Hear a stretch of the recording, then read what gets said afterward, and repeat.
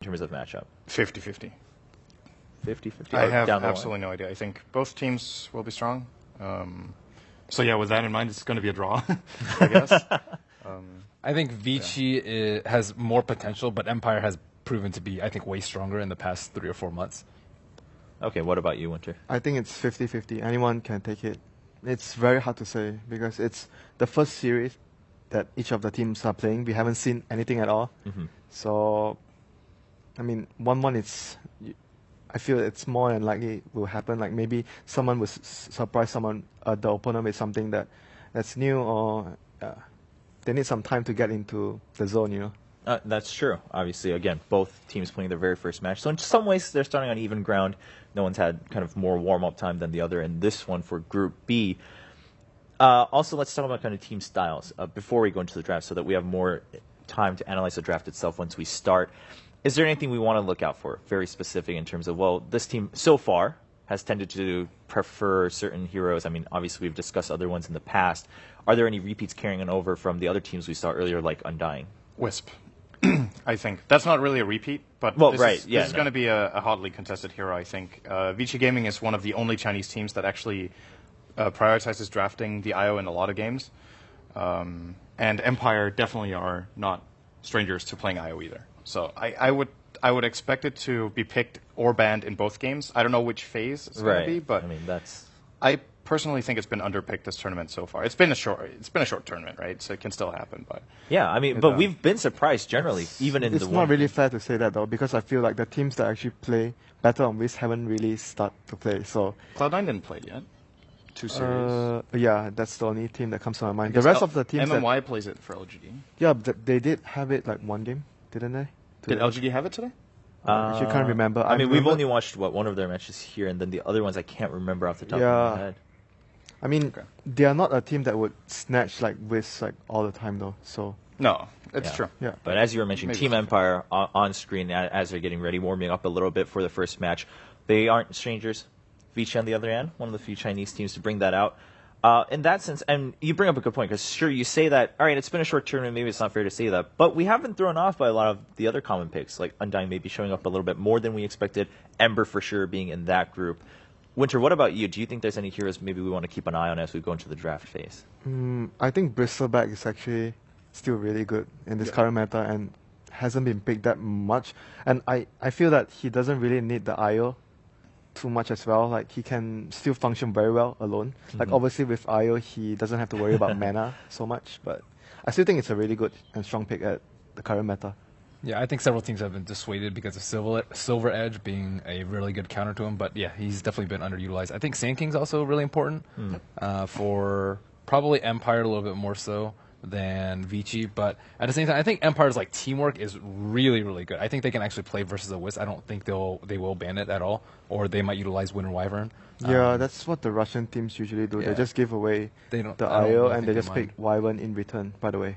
But still, there's going to be a lot of opportunities in drafts in general where you can like pick, say, you can pick Wisp as the second pick of the last pick of the first phase, and then you just ban out Wyvern. Right. It also depends on who gets to pick first. Yes. So when you say contention, obviously we're working around those mind games. Like who picks first? We'll take a look at that, and hey, do they want to pick it, ban it? Do they save it for the second? I think the other hero is Tusker. Both of the teams play a very good Tusker. Yes. That is true. Okay. Yeah. I mean, General, of course, has been a pretty strong hero coming into TI5. All right, well, now we know a little bit on what to expect from Empire and Vici, both teams having a little bit more time to prepare as they, again, it's just their first match coming in. Overall, though, TI5, so far, I mean, it seems like in the community, everyone's pretty excited. Obviously, we've had some exciting games. We've had base races starting with wildcard play-ins coming in. We've had quite a few highlights. Hero pool seems pretty diverse. We were talking earlier, actually, about the item pool, too, right? Almost every single item has been used. The Casper was talking about it, too. Do we have, like, how many left that haven't been used? What was it? We got 2. We had Rod of Atos, E-Blade, Silver Edge. We couldn't remember seeing Silver Edge, which is weird, because there's been like 2 or 3 Bristle games, but I think it didn't get picked up. Yeah, right. I mean, of course, we haven't watched every game like every minute, but as far as we can remember. There was one more, I think. But maximum, what, 4? I guess we technically haven't had Dagon 5 either. We've had Dagon, but not Yeah. Okay, all right, we can count that if we want to. But yeah, not many. I mean, so we've had a lot of. I guess that's pretty much it. Adaptation. I mean, of course, part of that comes from the diverse hero pool, I guess, but a lot more rapiers than I expected. Yeah, that's that is what? true. Thanks to Cloud9. Yeah, I mean Cloud9 for sure, but the Mushibang 2, and then using both of them, even if it's only for 10 seconds, that was pretty awesome to watch. The average game time has definitely been longer than I expected so far. Like, we've had so many long games that makes for a pretty I mean, so the past one was the longest one we've had so far, and I believe now IG is 4 1-hour games today. Is that right? Well, yeah, 4 that have been over 1 hour. As far as we can tell.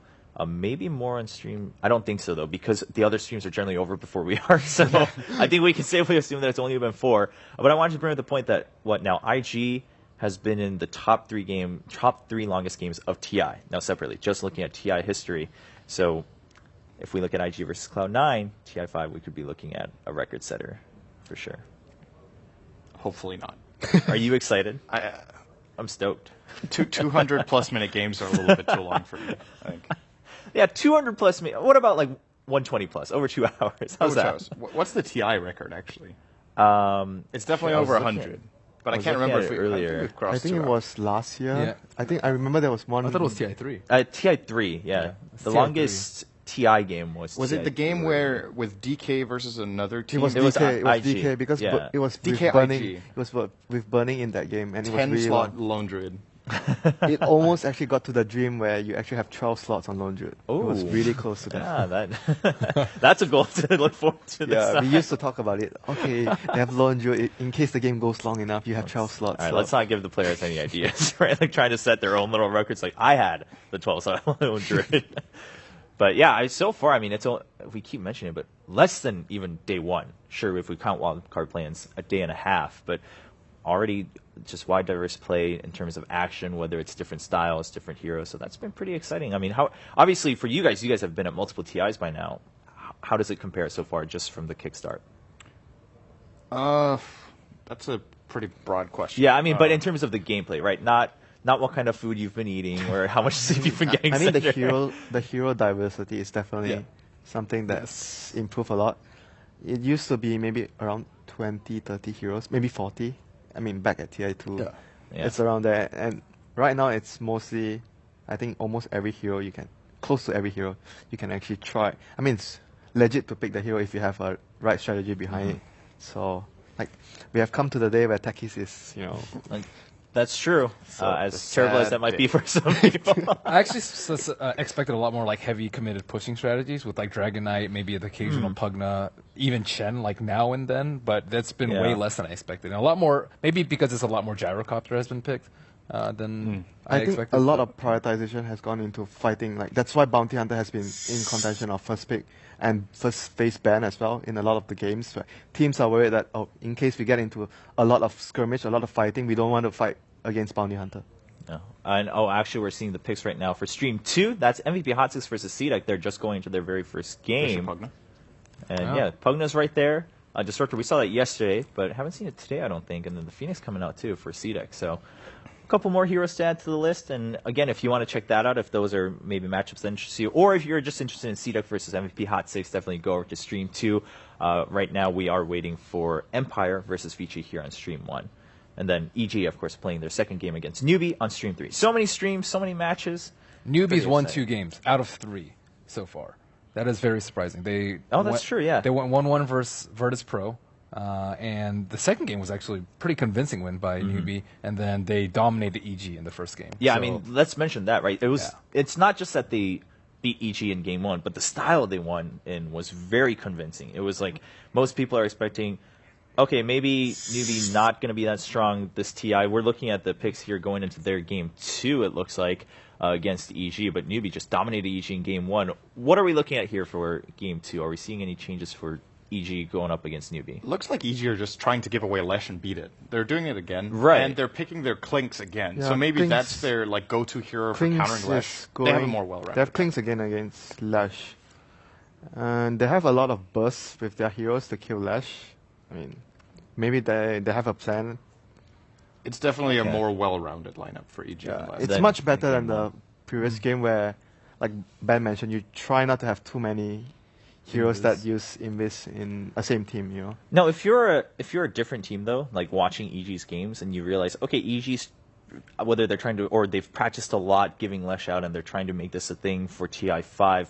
Are you really worried about that? And like, are you gonna get scared? Because in my head, right, if you're a strategist, you're EG, you're like, the only reason you would do that is to later mind game them and maybe get Lesh yourself. I think he's just underestimated newbie. I remember like last year he showed that he had like a full game plan versus DK, and they ended up beating DK, and DK were favorites to go at least, I would say, top 2 TI. So I think that he does his homework. It's very clear that PPD knows almost every matchup that he's up against and has studied for multiple hours and multiple replays. But versus newbie, they don't have any games in the past couple months. And on top of that, no one actually viewed them as even a remote threat. Right. So I think he's just like, whatever, we'll give them less. They probably, aren't like, we don't know how much they practice with. I mean, how many teams are actually really versed with Leshrac, because he's almost banned all the time. So I think it's just a little bit of underestimating them. It's not a good way to start off your first match. But EG also has typical like poor group stage day one. It's a curse. Yeah, well, those things are real, right? You have these habits for whatever reason, whether it's because of just your attitude or maybe just people getting used to the environment whenever they come to big tournaments on day one. Yeah, those things are definitely true. Some people just perform better in group stages. We've talked about that before. But now it looks like Empire versus Vici Gaming is ready. So again, I mean, if you want to find out if EG can make that work in Game 2, and hey, if they win that time, right, a lot of what we talked about maybe is going to change a little bit. So head over to Stream 3. For EG versus Newbie on Stream 2, it will be CDEC versus MVP Hot 6 in their first game of the best of 2. And here, we're about to go into Game 1 of Empire versus Vici Gaming. Empire, their first game here at TI5. And same with Vici Gaming, so this is a pretty important start for both teams. Also in Group B, we haven't had many matches yet, so we just saw what happened in Group A, right? LGD goes 2-0 on day one. They're already in the lead. They're feeling pretty good. They simply need to 2-0 two other teams. Not that that's easy. Easier said than done. But if they do that, they're feeling solid going into the main stage. I think if they get one more 2-0, they're almost guaranteed top 4. Top